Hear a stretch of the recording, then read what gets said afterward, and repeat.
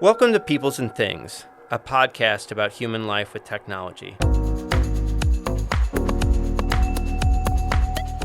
I'm your host, Lee Vinsel, an associate professor of science, technology, and society at Virginia Tech.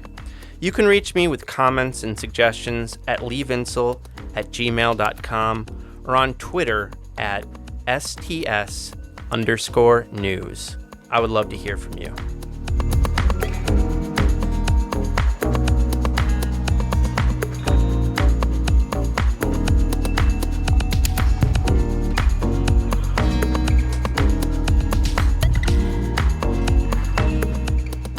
In the Disney movie Zootopia, there's a scene where the two main protagonists need to find some information, and their trail takes them to the Department of Mammal Vehicles, or DMV.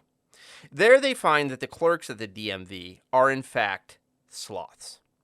This is played for laughs. Now, some people thought that this scene was kind of racist, like who are these sloths supposed to represent? But I saw it more as a commentary on our everyday experience with inefficient bureaucracies in our society, which actual DMVs are cast as the greatest example of in our culture.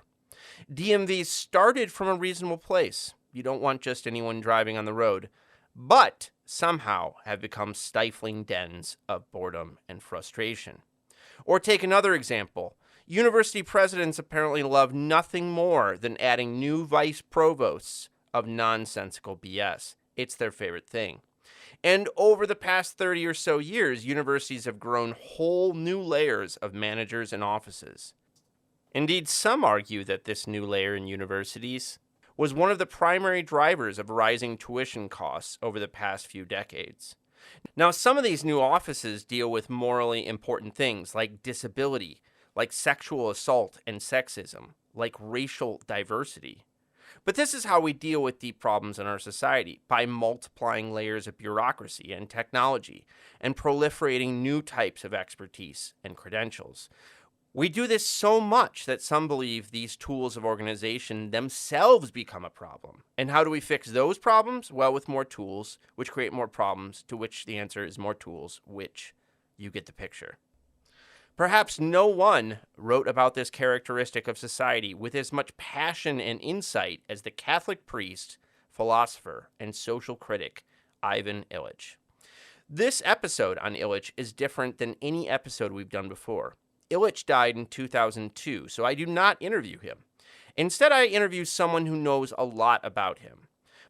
My guest's pen name is L.M. Sacasas. He goes by Michael, and he is the Associate Director of the Christian Study Center at Gainesville, Florida, and author of The Convivial Society, a newsletter on Substack about technology and society.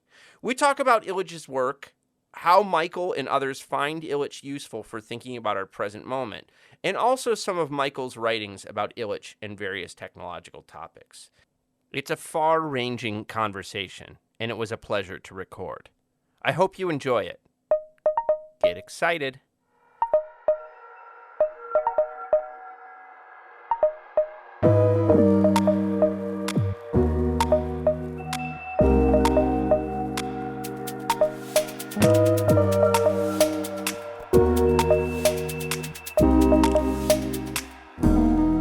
Michael, thanks so much for taking the time to talk to me today. My pleasure. Thanks for having me on.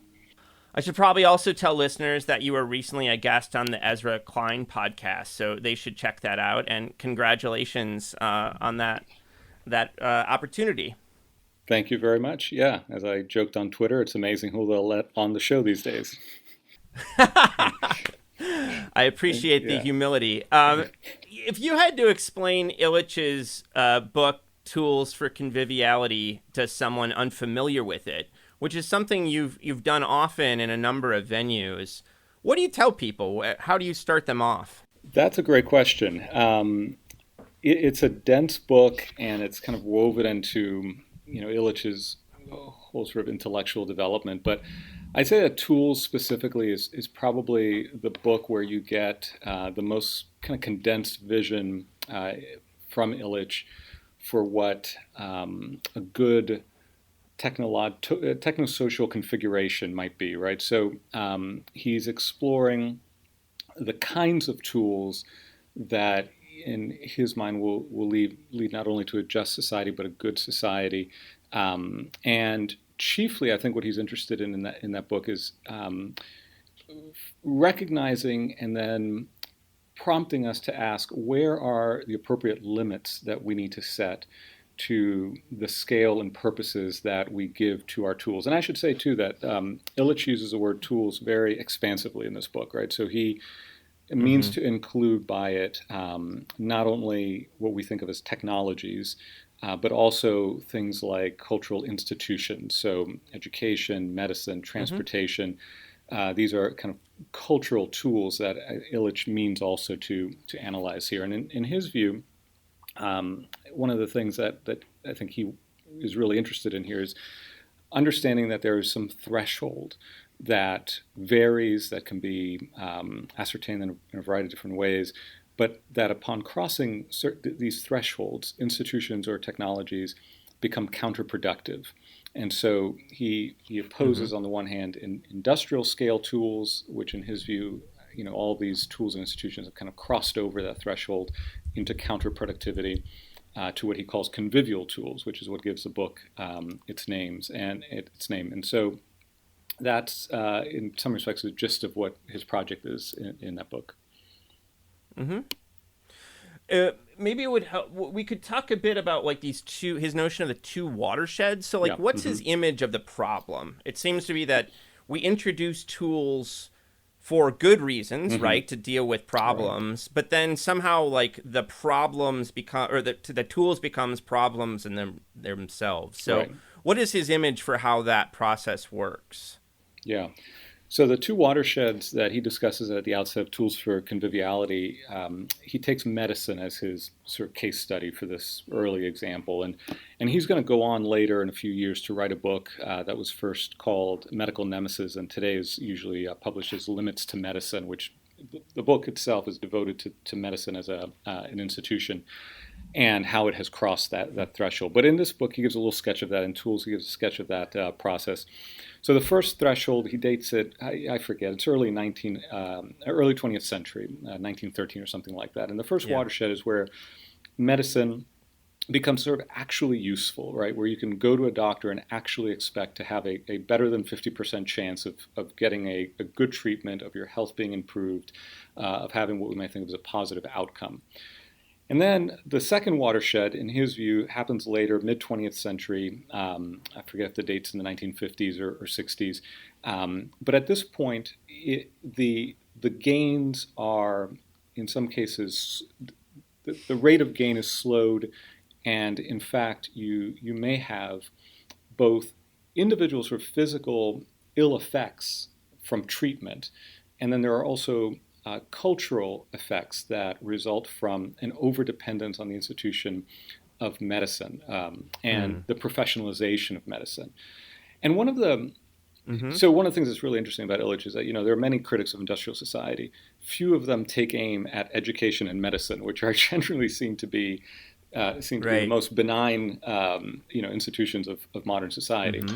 Part of what Illich is concerned with, and I don't know that this comes across in the popular image of Illich, such as there is one, is that he really prizes people's capacity to care for themselves and for each other, for their communities. Yeah.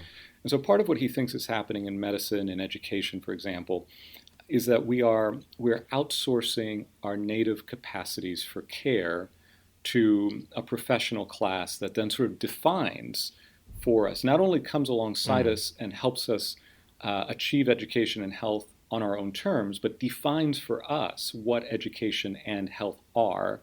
And that's part of the counterproductivity in Illich's mind. It's when the individual or the community loses a measure of autonomy with respect to defining for itself or themselves what their ends are, and are, on the other hand, forced to conform to institutionally defined ends, and so must subject themselves to, what institutionalized medicine says health is, or what what counts for being educated in a society where that usually is reduced to the outputs of the educational institutions. Yeah. Yeah.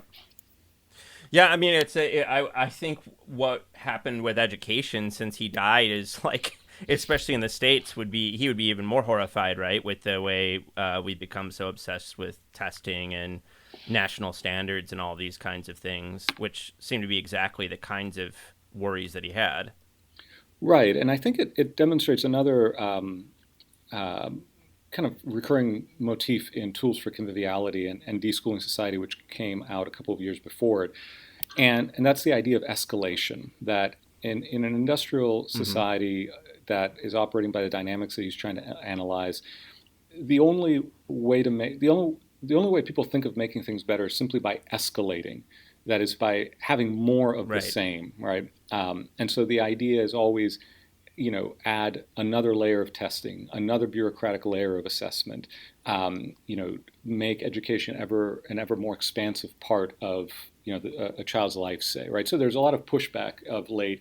And I should say, I was an educator for 20 years. I mean, the majority of my life, I think of myself as, a teacher. I've taught high school. I've taught in the undergraduate level. I still do teaching in this setting. So, I have some experience with this, right?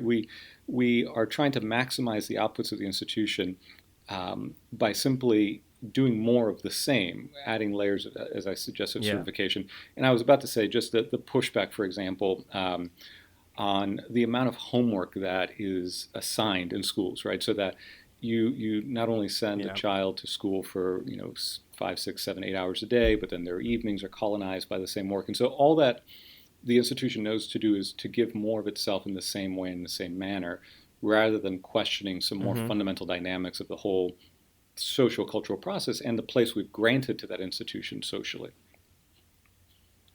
Yeah. That makes a lot of sense to me.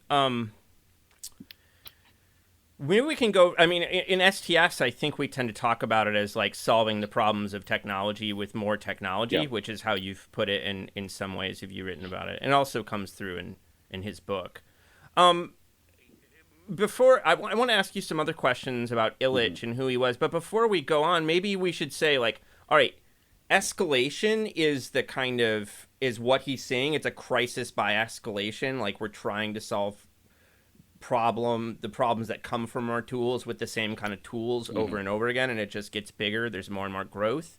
But then what is his kind of utopian vision of conviviality? Like, what does he think the answer in our lives and in society is to that move? So I'll take the example of education. In the case of education, the idea is that his title of the book is Deschooling Society, a title he did not choose. The argument is actually that schooling be disestablished, and he's consciously borrowing from the language of disestablishment of religion in the American tradition. And so it's not that he's against schools per se, but that we've assigned them a cultural role that, in his view, has become deeply problematic, right? That it has achieved what in Tools for Conviviality he calls a radical monopoly, right? So if we think of learning, right, as the general category that schools are meant to serve, right? If learning is the end that education is meant to serve, what has happened in his view is that all forms of learning, many forms of learning, have been eclipsed by simply what happens in the classroom with a certified teacher. And so you've displaced avenues of learning that happen in all sorts of different settings, whether it's in the home, in the workplace, amongst friends, in communities of mutually interested amateurs in a particular subject.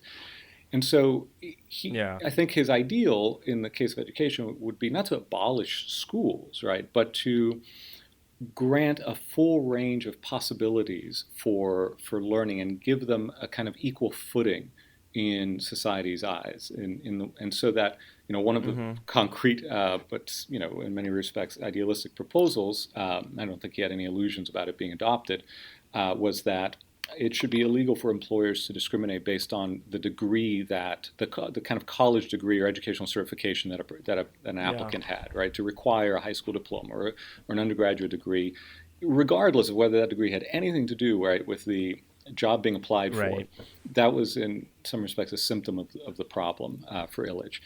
And so that's one, it always kind of comes back to the question of empowering individuals and communities as far as possible, and to retain a degree of autonomy. So when the tool, whether it's an institution or a technology, starts to set the terms on which a user must use them and engage with them, then it was time for some limits to be recognized, right? For some way of rearranging that relationship.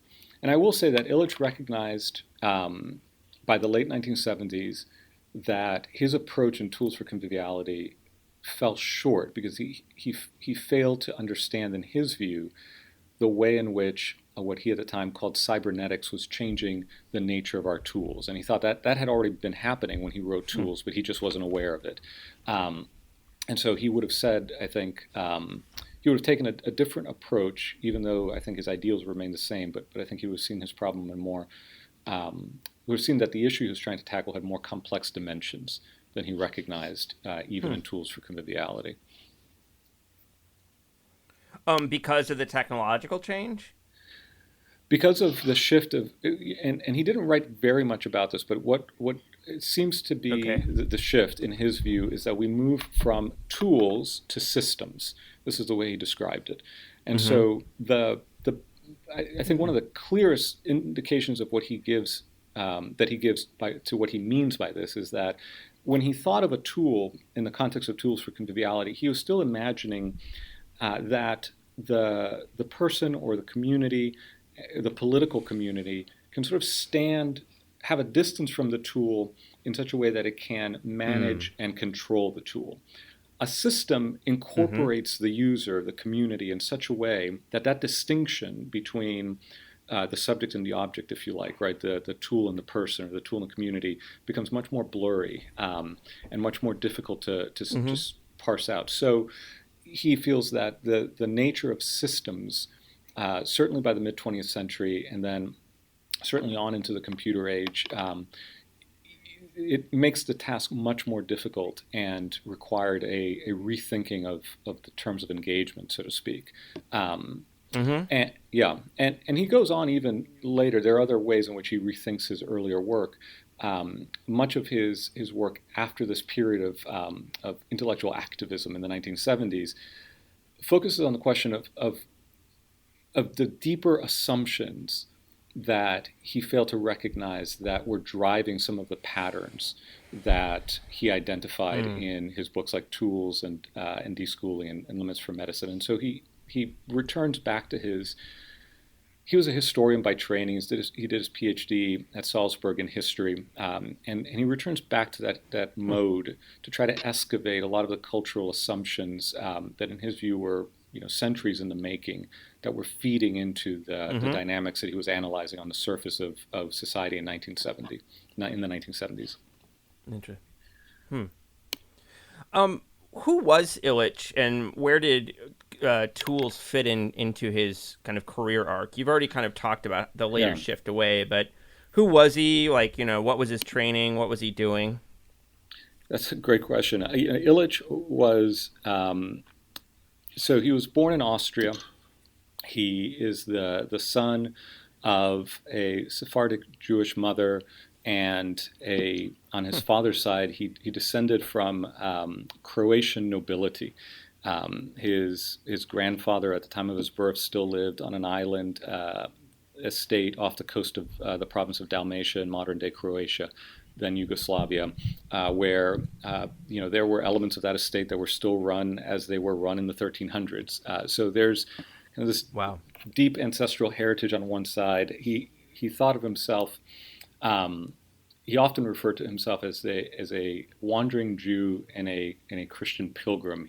Because he did his life was characterized by exile and mobility, in part because of his Jewish ancestry during the middle 20th century, He moved from Austria to Croatia, had to flee what was then Yugoslavia because of rising anti-Semitism, back to Austria, and then from Austria in the 1930s to Italy, where he was a student in Florence for many years.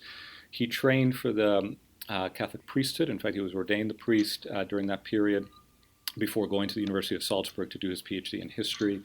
And he remained a priest throughout his life, although he famously fell out with the hierarchy of the Catholic Church over a variety of issues in the late 50s and early 60s, to the point where he essentially agreed to stop functioning in his role as a priest, so he was rarely identified as such. So he has a kind of religious and theological background.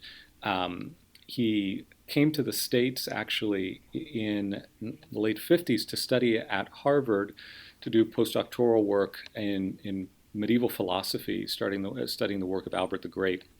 And he wasn't here very long before he visited a friend in New York and witnessed sort of the plight of a recent wave of Puerto Rican immigrants and the difficulty they were having assimilating to American culture. And so he asked for an assignment in a local parish, and then he worked there essentially on behalf of the Puerto Rican community.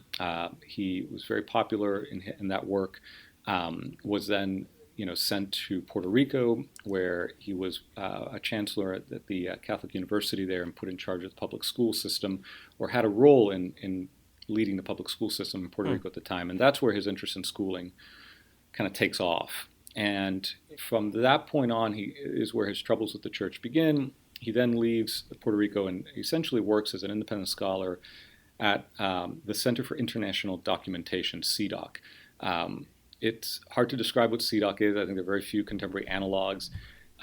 It was a free university in some respects. People came there from all over the world for courses and seminars. It was a gathering of radical scholars. Paulo Freire, some of early theorists of cybernetics were present in the 1960s and 70s. The anarchist Paul Goodman. There are a number of people that come and kind of stay there, and then that center goes on till about 1974. And it's during that period where Illich kind of becomes the public figure that he was for this brief period in the early and mid-70s. So he's many things: social critic, historian, priest, activist. He cared deeply for the plight of indigenous people, a fierce critic of development ideology in the 60s during the Kennedy administration. And then he becomes sort of an itinerant scholar from then on. After CDOC closes, the places where he teaches most often are Penn State University and a handful of universities in Germany, in Bremen specifically. And he passed away in 2002, leaving behind this legacy. And at that point, I think probably more or less a forgotten figure in the mainstream, right? So he kind of bursts onto the scene in the 70s. Packing auditoriums, traveling, giving lectures all over the place. Books are bestsellers, but that probably that period of his life closes by 1980. That's the briefest nutshell I can give you of who he was. Yeah. Very interesting figure. That was great. He was conversant in 13 languages, at least 13 languages. So really interesting guy in many respects, and very unique insights. I think that combination of influences and background allowed him to bring to contemporary society. I feel like there's been a rediscovery of his work recently in the last couple years. I've heard many more people talk about him. So how did you find his work and as part of that rediscovery? Yeah, and I think that's right. I'll say, I obviously, I've conducted no surveys or polls, but my sense is also that there has been a reawakening of interest in Illich. My own initial introduction to Illich came at the recommendation of Alan Jacobs, who is an English scholar presently at Baylor University. Yeah. And he wrote a blog post. I don't even remember. He was actually commenting on some book that had just come out about the history of the book, a history of textuality. And he wasn't very fond of it, and he said, there are these other works that are much better. And one of them was In the Vineyard of the Text by Ivan Illich. So In the Vineyard of Text was Illich's last book. It's very different. If anybody just knows Illich from deschooling and tools and limitless medicine, In the Vineyard of Text is a very different book published by University of Chicago Press. It's a history of the changing the changing technologies around the text in the 12th century. Very fine-grained and detailed. A look at the transition from monastic to scholastic readership. And so it's scholarly, it's heavily footnoted, it doesn't have the polemical tone that some of his early writing has. I found it not only really insightful, but also I always sort of stumble as to how to put this, but kind of a morally serious book, and a beautiful book in a sense, and the care that he brought, the obvious passion that he brought to the subject that was present in his writing in a way that wasn't in a lot of other scholarly writing. I was in graduate school at the time, and a lot of the other writing I was reading didn't have this added dimension that Illich brought. So that's what sort of introduced me to him. I went on from that point to read Tools for Conviviality and not much else for a while. And it's been, I think, in the last 5 years or so that I've become increasingly interested in his work and found his work to be really useful in analyzing and framing many of our contemporary issues and contributing to the Illich revival, such as there is one. Yeah. Right on. In one of your pieces, you write that Illich saw better than most the deep-rooted and ultimately theological sources of our disorders. So, what do you mean by that? How does theology come out in his view of these things? Man, so that's interesting. That's one of these cases where I want to go back and read the context of what I said. So I think there's a sense in which a good friend of Illich's, another Roman Catholic priest that was probably his longest standing associate, Lee Vinsel, he said that Illich was often doing theology in another key. And I don't think he meant by that one had to kind of apply esoteric readings to Illich, but just the fact that a lot of the concerns that he was bringing to institutions like education, transportation, and medicine, he first intuited and applied those critiques to the church itself, right? So he sees the church as sort of the model institution for Western modernity. He has a much later work, and it's actually not a book he writes. It's a book he, in a sense, dictates to David Cayley. It's called oh my goodness, I can't believe I'm blanking on the name. It'll come to me, but in this last book, he essentially details this theory of modernity as a corruption of Christianity rather than an outgrowth of or a rejection of or opposition to or reaction to.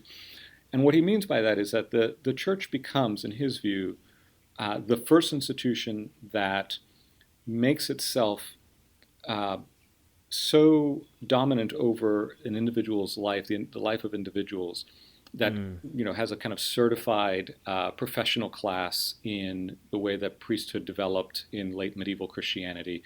He, for example, has this line where he talks about how it is in the church that hospitality is transformed into hospitalization. The idea that a gift for caring for others that in early Christianity was widely distributed and in some respects was the duty of all individuals becomes institutionalized, and one professional class will take care of it and everybody else is sort of disburdened from that responsibility to care for the others. So all that to say that the critiques that he applies to modern institutions were first applied in his mind to the church, and that isn't evident. Rivers North of the Future is the name of the book that I was, forgot just a moment ago. But it is in that work where that becomes explicit. Although I think it was there for those to see. There's a language of disestablishment, for example, in tools or in deschooling.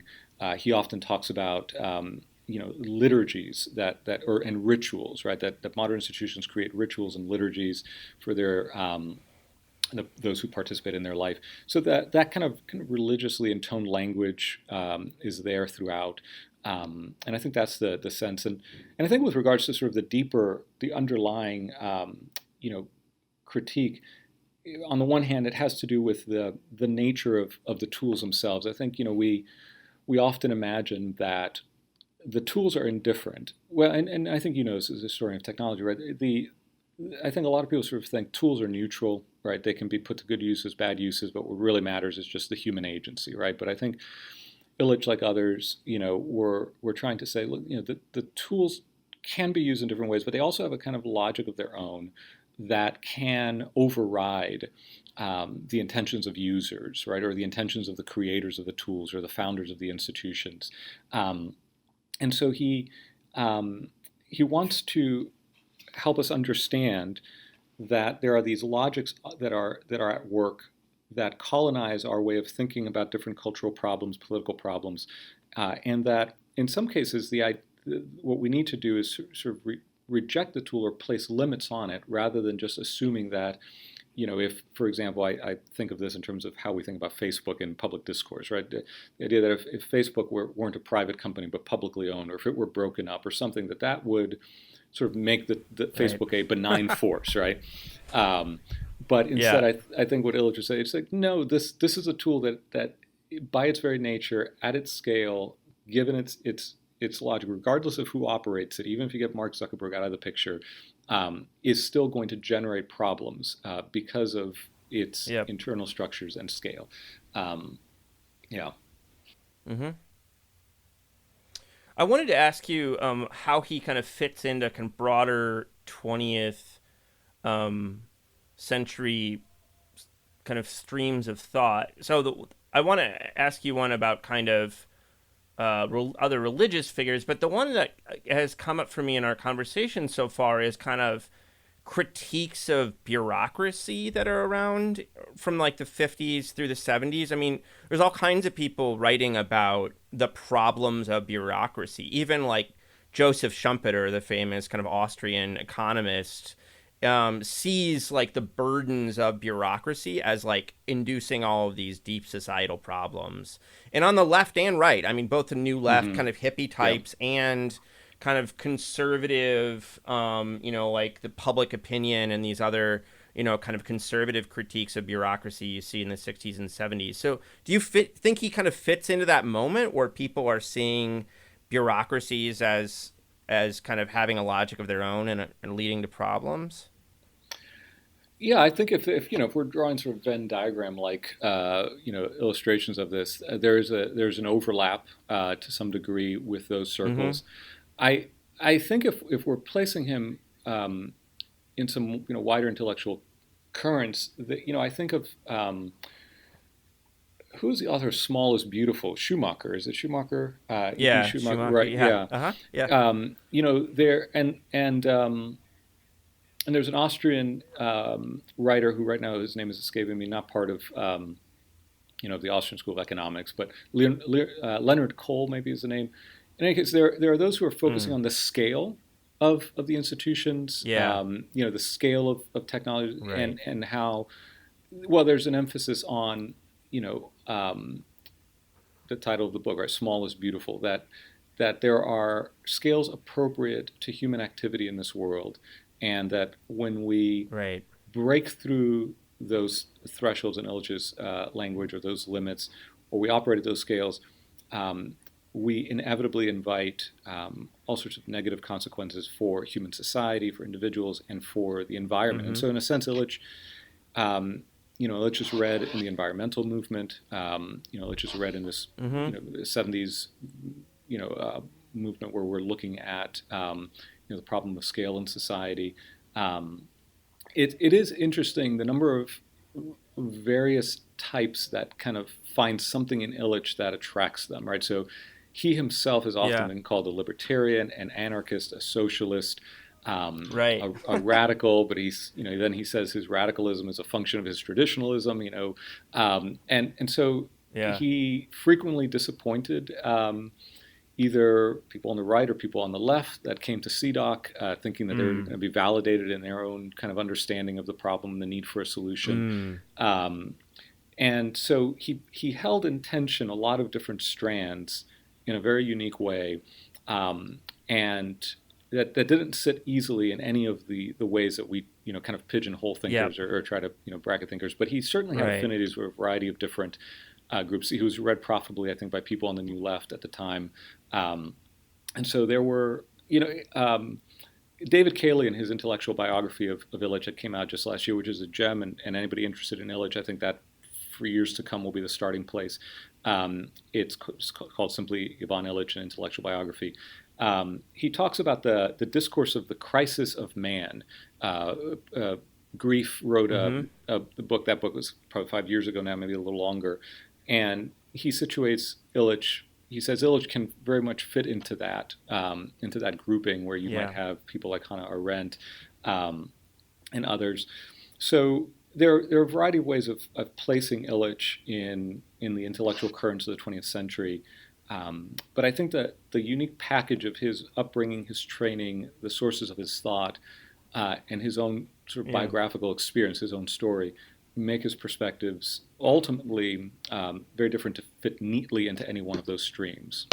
Yeah, that makes sense to me. I mean, the other stream I wanted to kind of ask you about was traditions of Catholic and Christian kind of cultural pessimism and kind of anti-modernity. So I was thinking about like French Catholic existentialists, Jacques Ellul.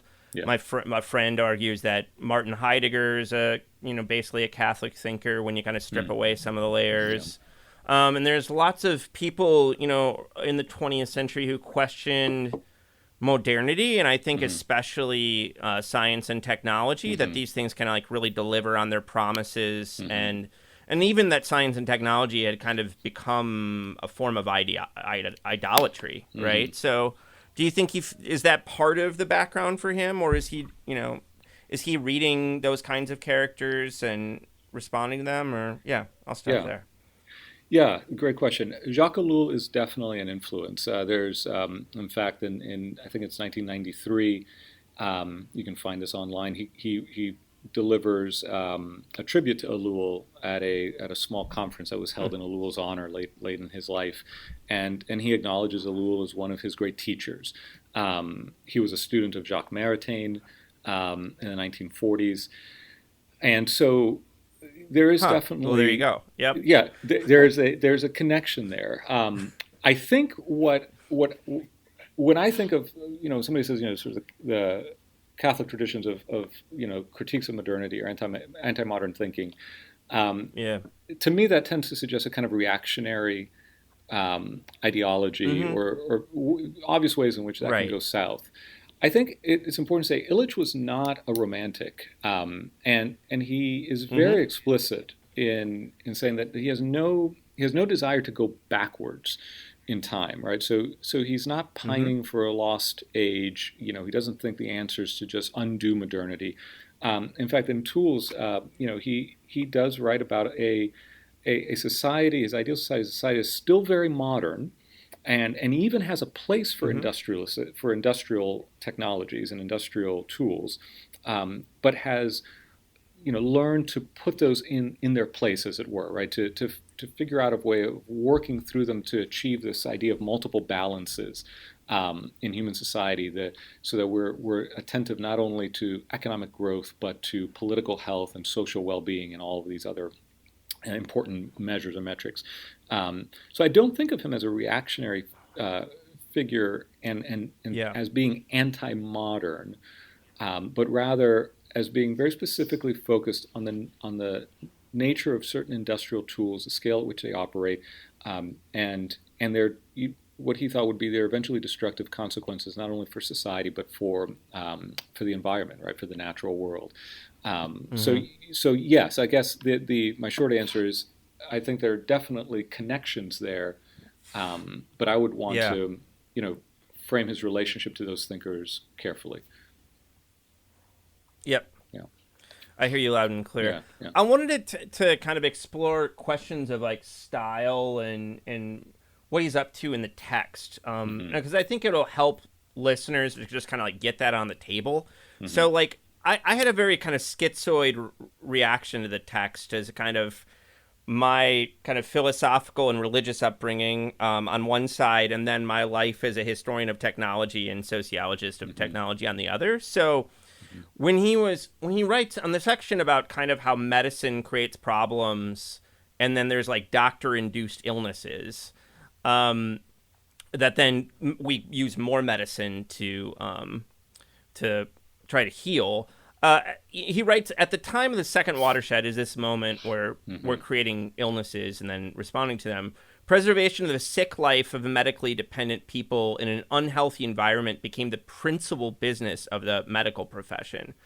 Now, I read this as like I'm extremely skeptical about lots of aspects of modern medicine. I think we use all kinds of drugs that are basically that show no efficacy, including many psychiatric drugs, for instance.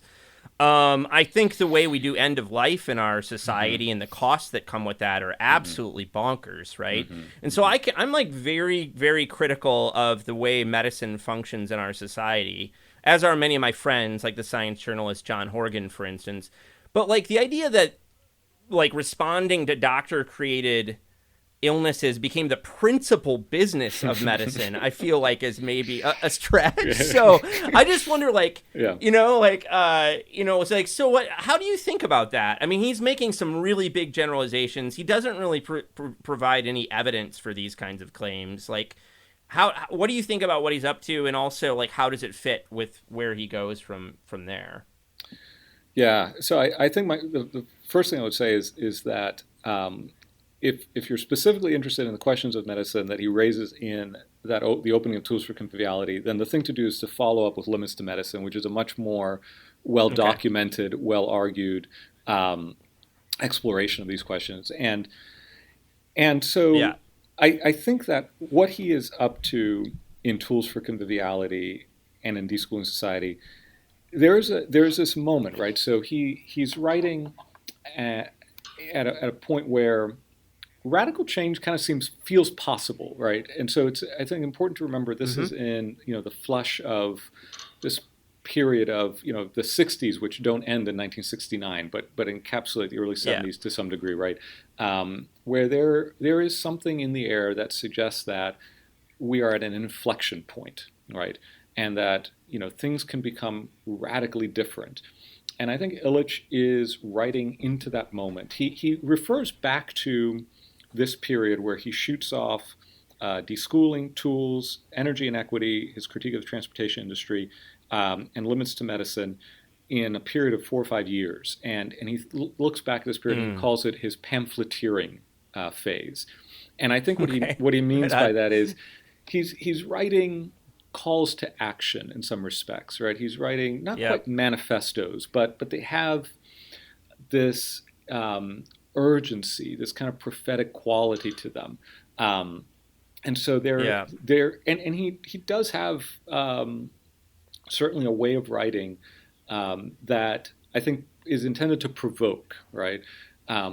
So I think that's important to recognize, and to situate that work within the whole arc of Illich's, and of course, who has the time to do this, right? But, if you're care to understand Illich, I think, to take in the whole arc of that. And I think there's a lot of underlying work that doesn't get explicitly cited or mentioned. And he, in the preface, for example, Tools for Conviviality, and I think this is true of really a lot of his work, it's the product of conversations, exchanges, seminars, interactions with other scholars that happened at CDOC, and he even says many of the people who were my conversation partners will hear echoes of their ideas and their thoughts here, and so there's a diverse set of disciplinary perspectives that are underlying this, but it happened in conversation, and in some ways Illich is producing a kind of I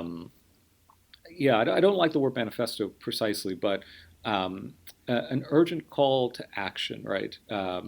That has a kind of polemical thrust to it in some respects, that is built upon all of those, but all that in its detail doesn't seep into the text in the way that we might expect by contemporary scholarly conventions. Right on. I mean, I think that makes sense, and I think it will help people if they approach the text and have this initial resistance, just to think about like what the genre is and where it fits in his overall arc.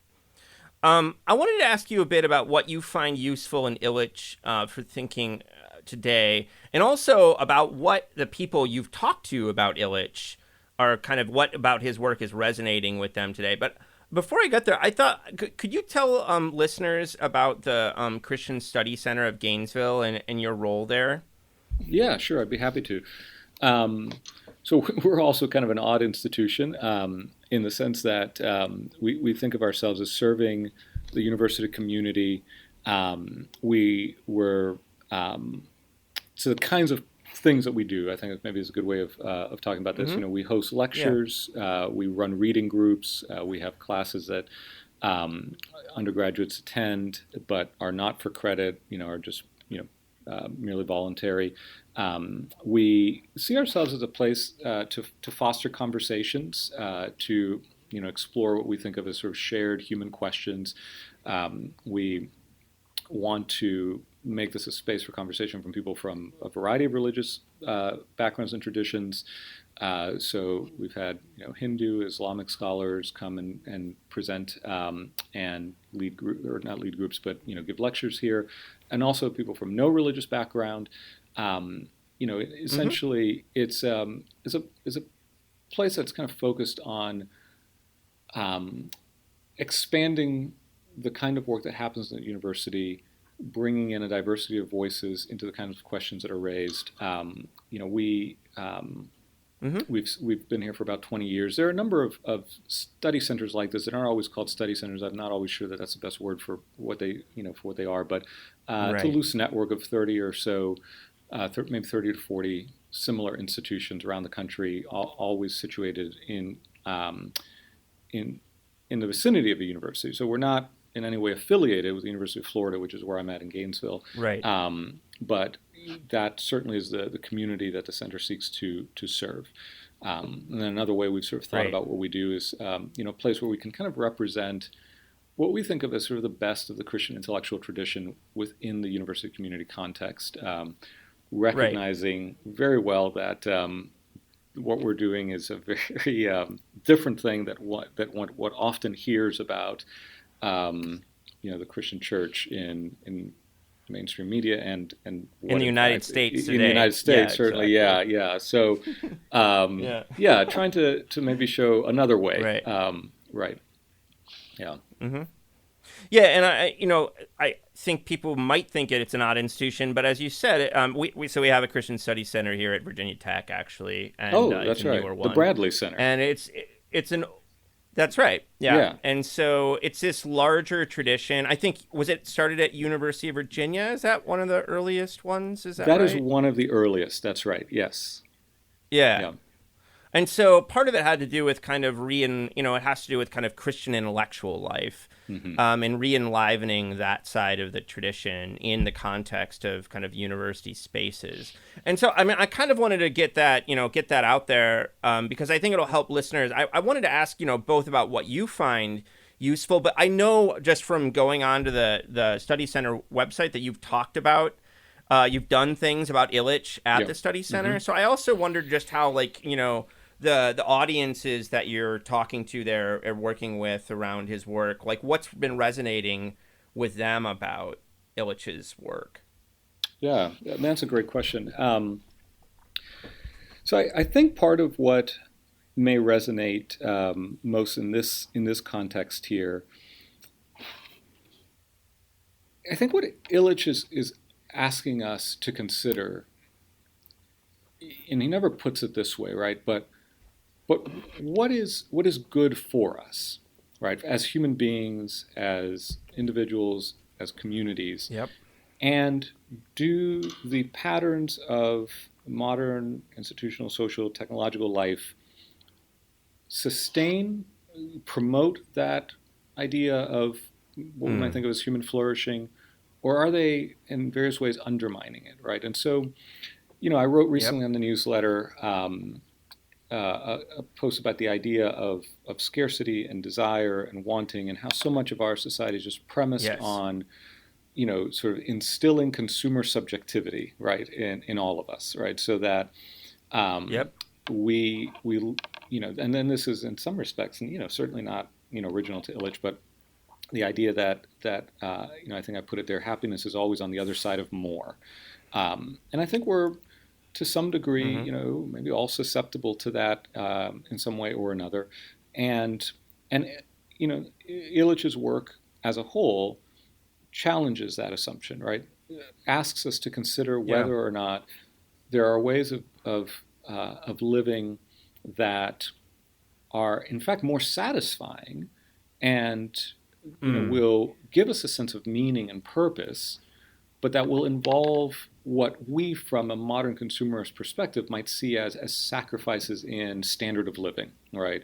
Or in the GDP growth of a nation, and there. I think, for example, I've often used the language of burnout, or the discussions of burnout, as an indication of this, right? So there's a lot of talk about burnout. A lot of people writing about it very insightfully, and we're, so the question is, why are we burned out? What is driving this, right? At some level, I think one way of answering this question is just this dynamics of modern capitalist society, the imperatives of consumer society. But how do we? Is there any room for us to even think about relating to a society differently by adjusting our own assumptions about what the good life entails? Right? About what is going to make. I don't know how else to put this except in this very sort of simple way. What is going to make us happy, right? What is going to make our communities healthy? What is going to promote the kinds of things that we say we want, right? Which is deeper interpersonal relationships, greater degrees of friendship, solidarity, and so I think that's one of the things that resonates. The sense that something has gone wrong. We're all kind of working really hard. Nobody's quite pleased with the work. We're exhausting ourselves. The report that got so much attention yesterday about the state of the global climate. We're taxing the Earth's resources at an enormous amount, and maybe we just need to kind of radically rethink all of the core assumptions that are driving us in that direction. And this was what Illich, as I suggested earlier, in his later work, really worked to understand, right? What are these? He called them certainties, things we don't question, things that we take for granted, things that we just think are the way the world must operate. Ideas about the nature of scarcity, for example, became very important to him at this point in his career. Why we think of economic life in terms of scarcity, for example. Is there an alternative to that? And so there, and I would say also the idea that we can do more for ourselves than maybe we're led to believe. And this is not a kind of a pull yourself up by your bootstraps sort of modern individualistic ideal, right? It's always coupled with interdependence, right? That we become better able to care for ourselves and our families for the sake of our communities, right? For the sake of mutual aid, for the sake of mutual benefit. And I think there are a lot of ways that people on all, at all levels of society would say that, our institutions are failing us. And I think what Illich invites us to ask is, yes, and maybe that's in part because of the nature of these institutions and the way we were talking about earlier, but also maybe there's a way of living that turns us back towards ourselves in a way that is more fruitful, more life-giving. Maybe that entails some degree of risk, some, again, sacrifices by certain standards, but that ultimately is better for you, better for your community, better for the environment. I think that's what's resonating right now in Illich's work. That makes a lot of sense to me. I was thinking too about one strand of thought that comes out of the same problems that Illich is identifying in the 70s.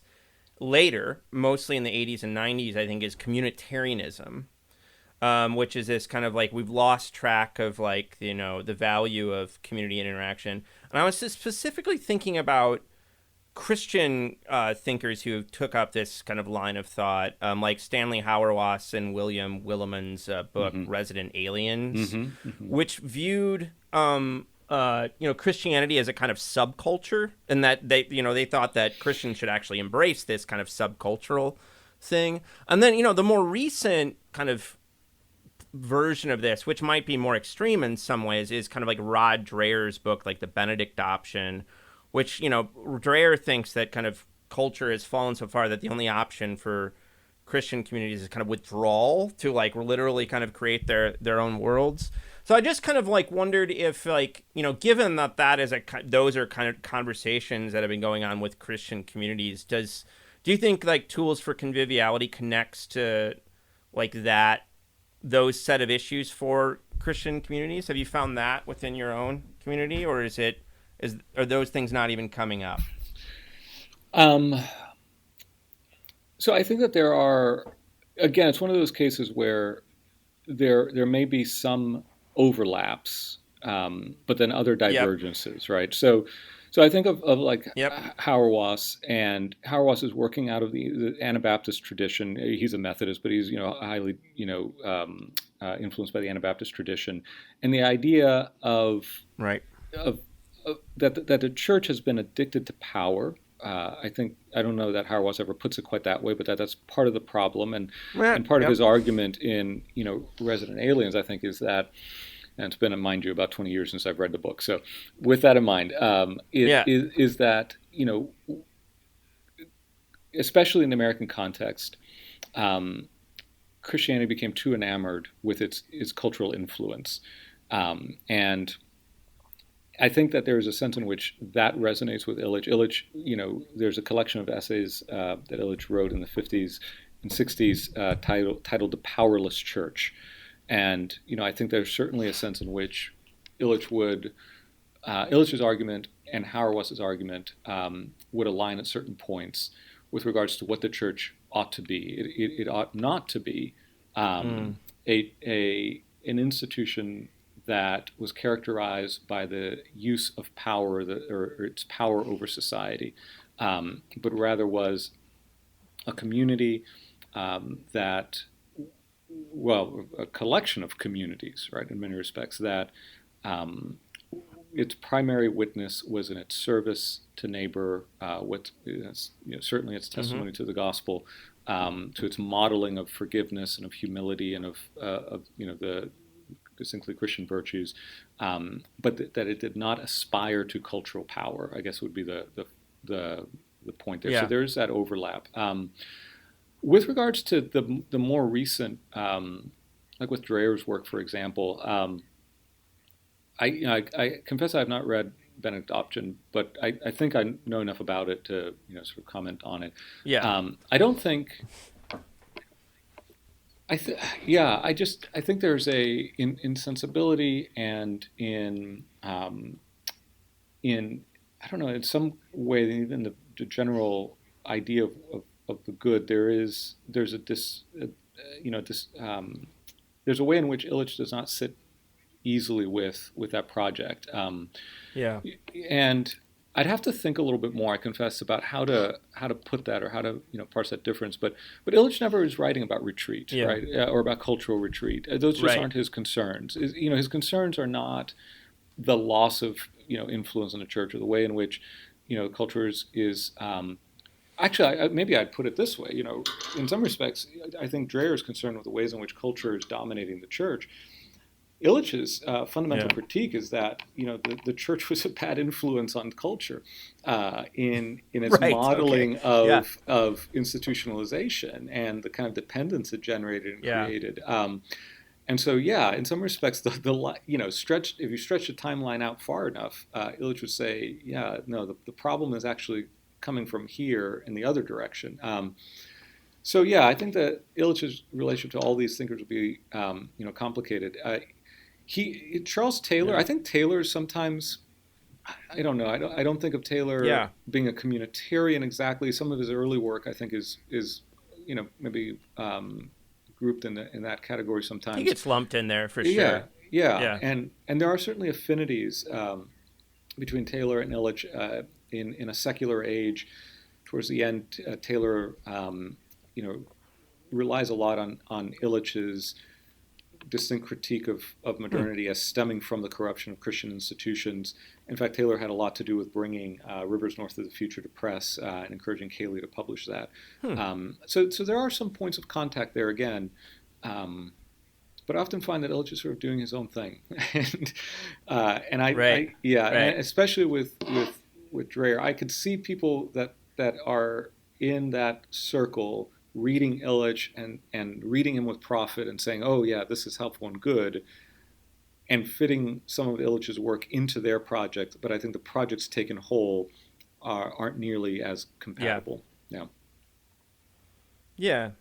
No, that makes a lot of sense to me. I don't like Illich is not a person to peg. He's not that simple, but I think what I want to do more is just explore his kind of contacts with other strands of thought, because I think it's helpful to kind of like situate him. I think first of all, I just want to tell listeners again to check out your newsletter, The Convivial Society, which is on Substack, and you've written a lot of neat pieces, and I want to make clear that like you're kind of tackling issues around technology with your own voice, by drawing on a bunch of thinkers. Illich is one of the central ones, but you're really bringing a lot of different thinkers to bear. But it's just to kind of give listeners a flavor, I thought we might talk about one or two of them. So you had this neat piece, The Skill of Hospitality. And so I thought we could talk about, friendship, the kind of the ideal of friendship as a kind of face-to-face encounter in that, and, how it helps us think about things like social media and Zoom calls like the one we're on now and stuff like that. So, how do you been thinking about these issues, and how do you find Illich helpful for thinking about them? Illich got really interested in the place of the body late, again, in that last phase of his career. The body and the senses and the way that it can relate to the world and to others, and its scale, its fittingness, with the world conceived and ordered in a certain way, but then the way that the body gets lost or displaced or abstracted in many of the dynamics of modern life. So he prized the face-to-face encounter. That is undoubtedly the case. In that piece, The Skill of Hospitality, I draw actually on an interview that he gave on Jerry Brown's old radio show in California. Brown is one of these interesting figures who was taken by Illich and was influenced by Illich.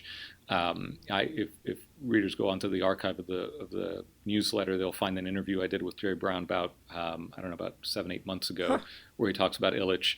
And anyway, he in that interview, so he comes on the show with Carl Mitchum, philosopher of technology, who is a longtime colleague and friend of Illich's, and they both go on the show and he says, I'm glad to do this, but I don't like it exactly, right? And he says, I can't see I can't see myself in your eye, and he was on this point, right? That comes out of his reading of Levinas and the power of the face and how we receive ourselves as a gift from the other in that face-to-face encounter.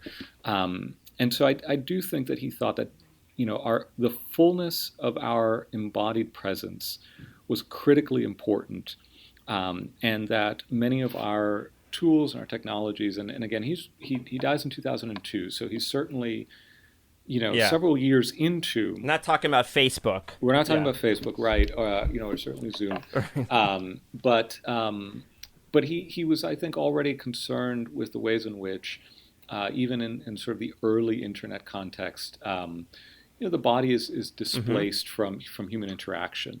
Obviously, he goes on the show. It's not as if he thinks we should ban these things or these interactions, right?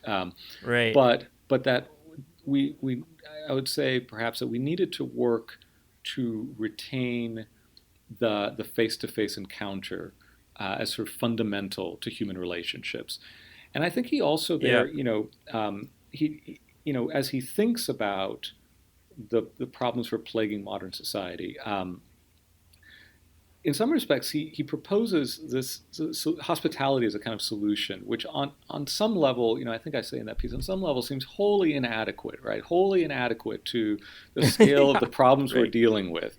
And yet, if I think about it, I guess the question is, how deep are the problems in fact, and how, where do we need to begin rebuilding? And maybe the problems are in fact so deep, so pronounced, that we have to begin rebuilding at this extremely fundamental and simple level that won't give us the immediate outcomes we desire, but will lay a foundation for us to build on, that may come to fruition in 100 or 200 years. Thinking at those scales, I think, is useful because we're always so interested in the immediate fix. And of course, a lot of problems need an immediate fix. But the idea that people will come together in a very, he this was his own practice. He talked about his time in Penn State. He taught at Penn State, and he thought of it as milking the sacred cow as a way of sustaining what he really wanted to do, was to have these small gatherings with his friends and colleagues and scholars that would happen in a living room, around meals, where there was a free exchange of ideas and interaction and debate and dialogue, and a mutual trust, which I think was critical for him. And as I think about the lack of trust that flourishes on social media and how much of that drives, the disorders of social media, where bad faith is presumed and often rightfully so, and we don't have a sphere for the pursuit of truth. Illich would put it this way, right? So truth, in his view, in this context, can be pursued only in these small gatherings where friendship and trust can flourish, and that this might be the beginnings of a renewal that might make political life possible again. He thinks that friendship in the classical conception of it was sort of the root of or friendship was the outgrowth of politics, and I think he thinks we need to invert that in the present, where we need to recover friendship in order to build up a healthy political sphere. So, those are all interesting perspectives to consider. They're all provocations for thought. I obviously don't encourage anyone to sort of take Illich at his word for anything, but I think he provokes us in very helpful and useful ways. Right? Illich wouldn't want you to take his word, for anything in that way. I don't think he's asking that kind of unquestioning relationship of us. I think it's one of the things I was thinking about while reading your piece on hospitality was just, the fantasy that's been with us for for a long time, if we think way back, around education technology, and especially around distance learning and MOOCs. Right. And, the idea that we're just going to be connected to our computers. And then, we go through the COVID experience where we have this, can think of as a massive experiment in distance learning. And what are people trying to do? They're trying to get back in person as quickly as possible, maybe in some cases too quickly, but the desire is clearly there, right? Right. It's so amazing that people just kind of, I think, recognize that this in-person relationship is absolutely essential when it comes to education and teaching. I just think it really stands out. So he and others who are kind of emphasizing this side seem kind of prophetic now, I think. Right. I'd agree. Maybe another. Oh, go ahead. No, that was all. Just another piece I wanted to ask you about is related. I think is your attention is not a resource. This is another post you wrote, which is about kind of the way people talk about attention now, and it's particularly around social media and such, but not exclusively, of course. So, how do you find Illich helpful around this topic of attention? That's one of those pieces where I found myself, I'm often thinking out loud, and the idea comes together as I write, and sort of throw it out into the world to see what people think. And I think that was one of those places where I was really kind of testing the application of an idea to a certain context. And so, Illich became very critical of what we might sort of think of as just the commodification of everything, right? The way in which economic imperatives came to dominate all of the ways that we think about human relation, all the spheres or tasks or roles that we undertake.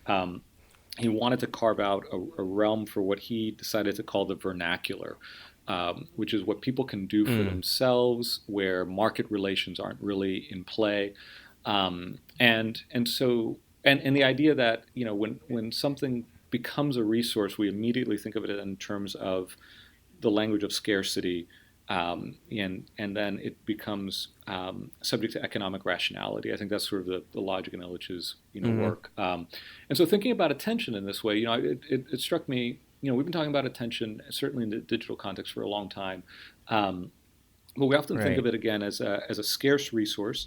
And to me it also, and it was also the other thing in that began there, but I finished out elsewhere, was the idea that we detach it from the body. So it just becomes this abstract commodity that we possess a certain amount of, and that we need to pay or lose or waste. And so all these words that we think about it. What I wanted to do there is sort of ask, what happens if we don't think about it as a scarce resource? Right, and so what I propose, readers do is sort of imagine for a moment that we have all of the attention we need, right? But that if that is the case, if at any given moment I know what it is good for me to do, right? And so there is this sense in which I feel we're all sort of pressed to do. We feel like we don't have enough attention because we feel like there are so many things that we need to do or ought to do. Keeping up with my feed, right? I have X number of, I have 1,000 tabs opened, right? Or whatever the case may be. These are all these things I feel demand my attention, right? And maybe the answer is to say, no, there are certain things that are good for me to do. I'm not unlimited, right? And so I need to think again about what it is good for me to attend to. And if in any given moment I'm thinking on those terms, along those lines, then I think I can experience my attention not as a scarce resource that I'm, anxious about losing or having to manage, but rather as a kind of gift, right? I have 2 young daughters, and I often think about this in the context of how, especially when the work from home period, right? And how I can frame their presence in my life as a competition for the scarce resource of my attention. But if I put it that way, I immediately realize that's a disordered way of thinking about it, right? The question, the question is rather, what is it good for me to attend to at this moment? And if I think of it that way, and this is not to say that the answer is always to attend to my children, right? Because there are real responsibilities, right?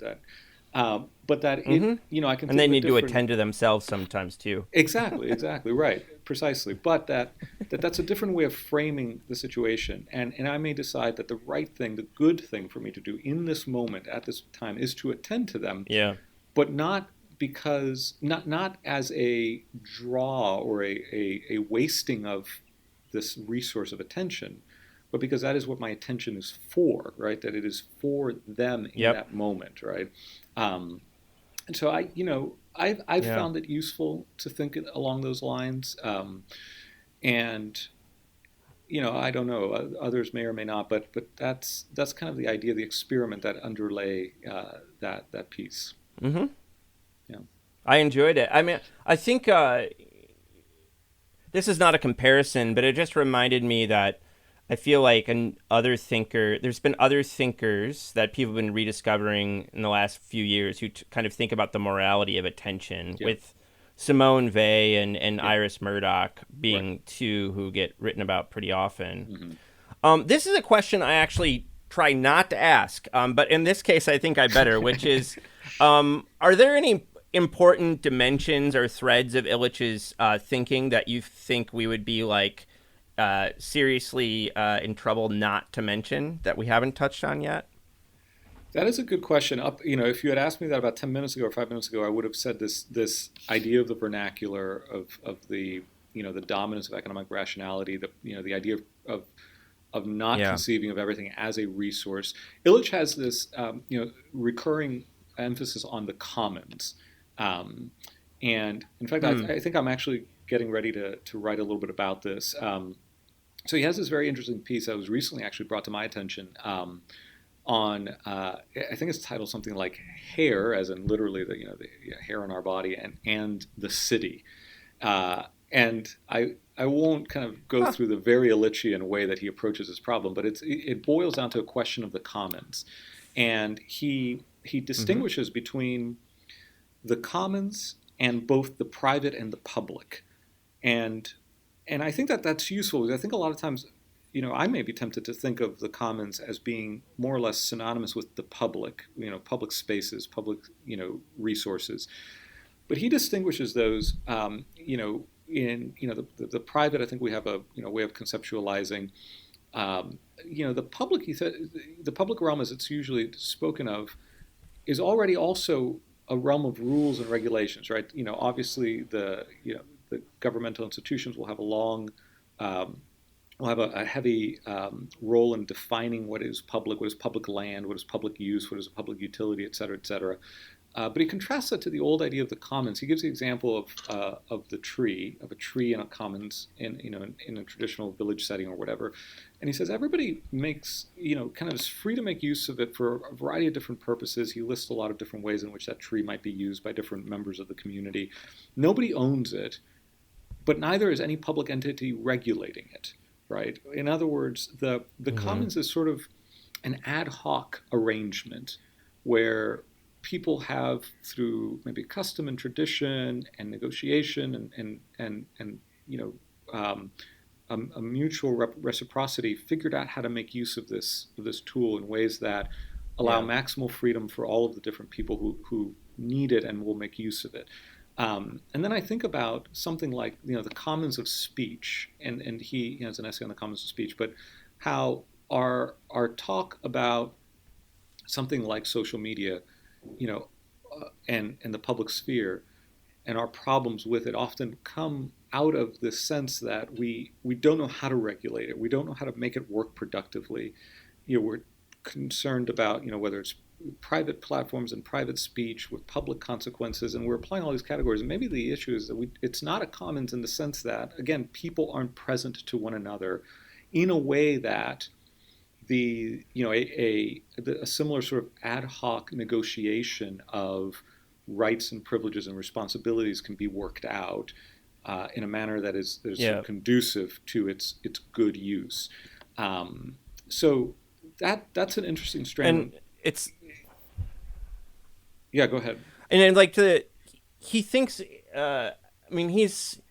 he's not a tragedy of the commons person. He isn't so cynical about kind of human being and anthropology that he thinks we're automatically going to screw up the commons, right? He has a different vision of what humans are like. Yes, I think that's absolutely right. I think, certainly the possibility that we'd screw it up is there. And so he's not an idealist or utopian, right? But I think he would say that people actually are a lot more capable.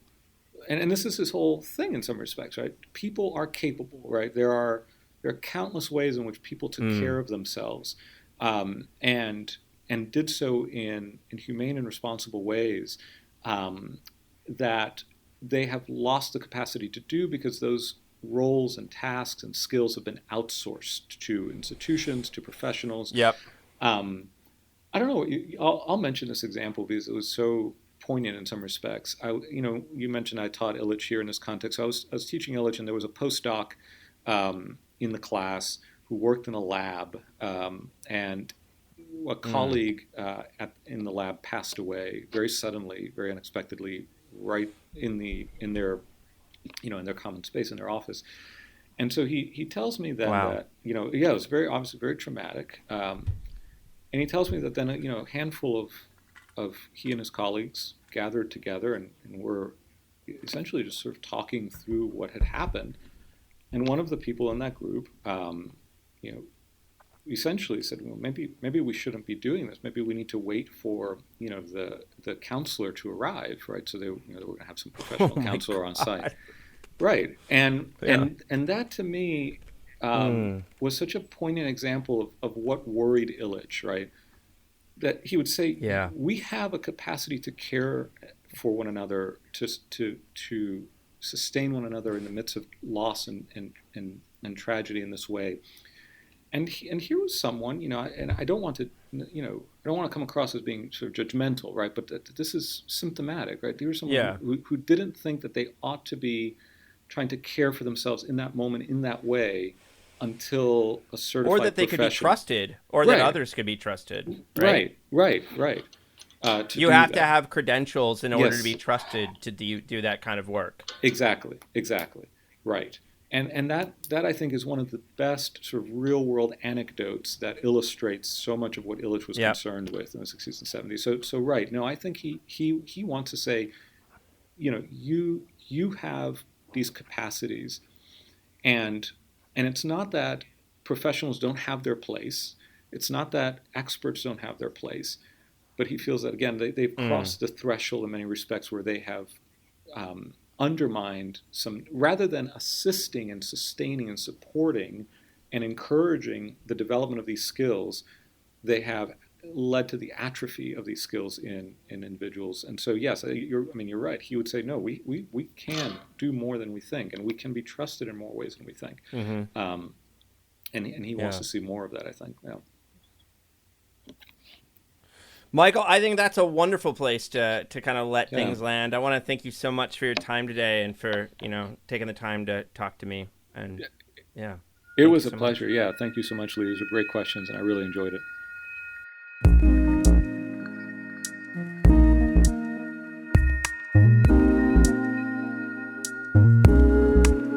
I hope you enjoyed this episode of our podcast. Peoples and things, like most things in this world, depends on the work of many people. I want to thank my brother Jake Vinsel for writing the music for the show. I want to thank my buddy Juliana Castro for designing the logos for the podcast. You can check out her work at julianacastro.co. Peoples and Things is a production of Virginia Tech Publishing and the University Libraries at Virginia Tech.